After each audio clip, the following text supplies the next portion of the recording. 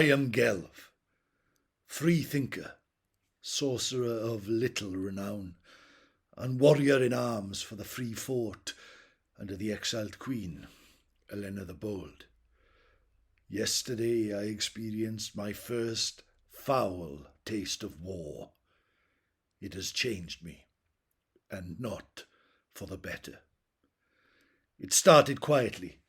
The free folk were going about our tasks as always. Study, farming, mining, precious metals, they lay beneath our feet, you see. Always with respect and love of the land. The great horn sounded, and the Queen summoned us to the courtyard with urgency. War was upon us. Eleanor explained that the old dwarves clan that had sent messengers to her demanding access to ancestral caverns deep beneath Moonmouth. They were rude and fueled by hate and disrespect for what we had built here. We refused to speak to them any more, and their anger knew no bounds. At dawn, they had gathered near Bane brook, a sullen stream that flows at the foot of the hills near the fort. Their ranks filled with vicious warriors and braying bears, they started to fire cannon shot at the walls of Moonmouth. We are peaceable folk, but we will not sit back and allow this to carry on. For the first time since its founding, we, the free folk of Moonmouth, marched to war. I was not prepared for the sundered storm of swords and spells that I marched into. Our white ice bears clashed with their vicious brown bears, and the great snow ape, clad, bounded forth to battle. Ranks of mine-worked warriors, dwarves who emerged from the ground, which we called home, attacked us. It was a hellish fate. A field filled with carnage, where I donned armour and swung my sword with abandon. The air was rent with cannon fire and Fomorian war chants.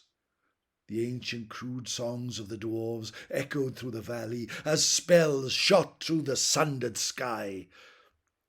I saw the great ape tumble to the ground, his chest carved apart by cannon shot. I saw bears bite and bray, and warriors charge the open field to meet each other, blade to blade.